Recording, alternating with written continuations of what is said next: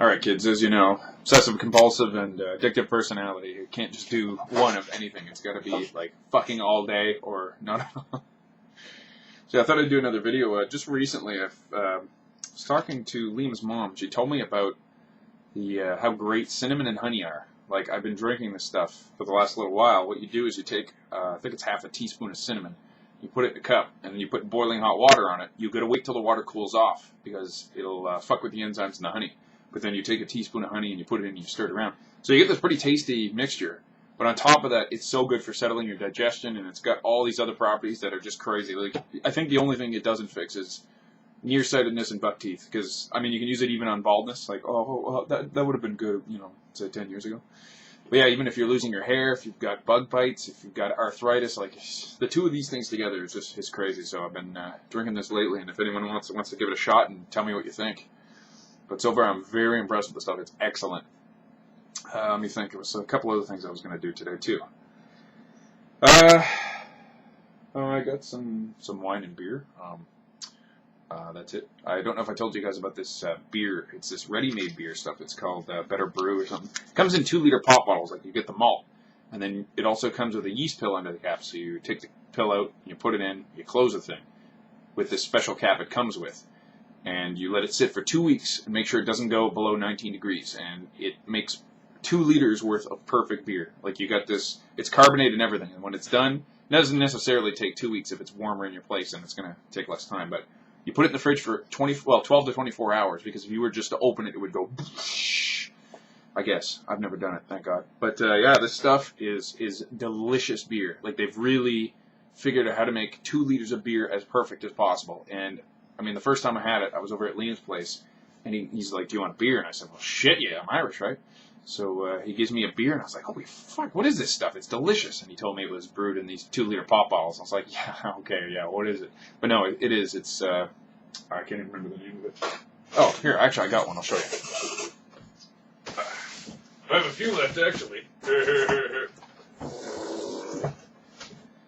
All right. So, kids, this is the difference between beer and wine. It's called Big and Easy. Big. It's backwards. I know. I have my thing reversed, so it looks cool that way. Big and Easy. It's stuff. This is the red. And when you pour it, and if you're not careful, it'll make this thick head of foam, like just beautiful, just like, you know, European beers. It's really creamy and thick. It's not. I found I could only start drinking beers within the last couple of years, because normally, I mean, I didn't mind beer. I'd have a few, but if I drank more than 2 or 3, I'd start to get really sleepy, and I would just end of the night every time. So this stuff here, I don't know why. It's just thick beer. Like, I've been drinking light beers for the past, you know, since I started drinking beer. Like, relatively started drinking beer. But this stuff here is just, it's got such a full body, and it's delicious. It's amazing. You take it, put it in the fridge, so it comes in I don't know where I'm going with this. It comes in a box, right? You got a box of 8 2-liter pop bottles. It costs about $40, which is about half the price of getting the same amount of beer in the liquor stores, and it's like 4 times as good, at least 4.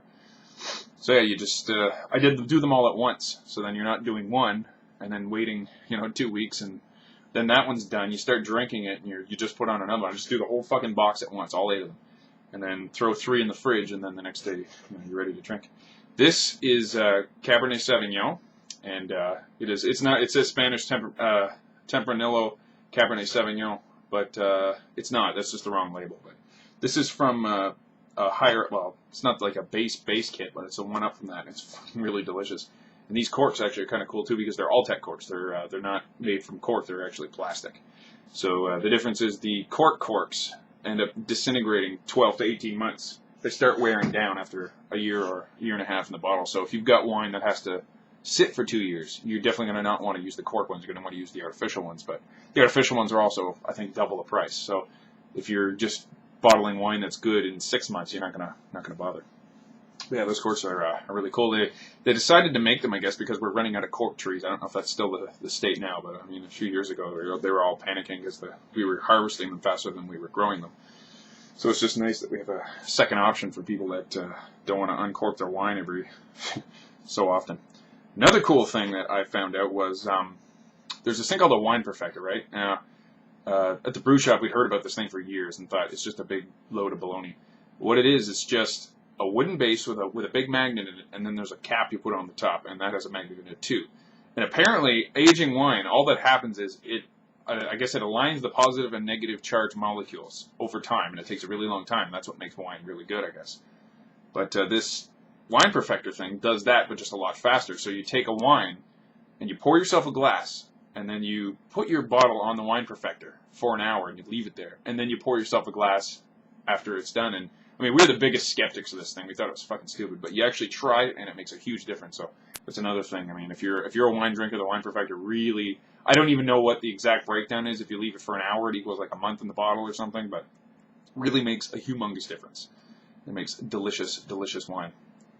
Speaking of wine, I've tried some fantastic wines lately. If you ever get a chance, I was a big fan of the Brunello. It is amazing wine. And then I tried the Primitivo. I don't know if you guys have heard of this wine, but it is absolutely magnificent. And then on top of that, I tried the Primitivo. I think is actually, see, Liam told me it was a blend of 3 different wines. It was like Valpolicella, Chianti, and something else. And it seems to only get the best characteristics of all 3 of those wines. And then I tried this one called Le Collage, which is it's a higher up, like very high end kit, but it's also a blend of 3 different wines. And I couldn't believe how good this wine is. Like right out of the carboy, this wine is supposed to sit for 2 years before you touch it, or a year and a half or something.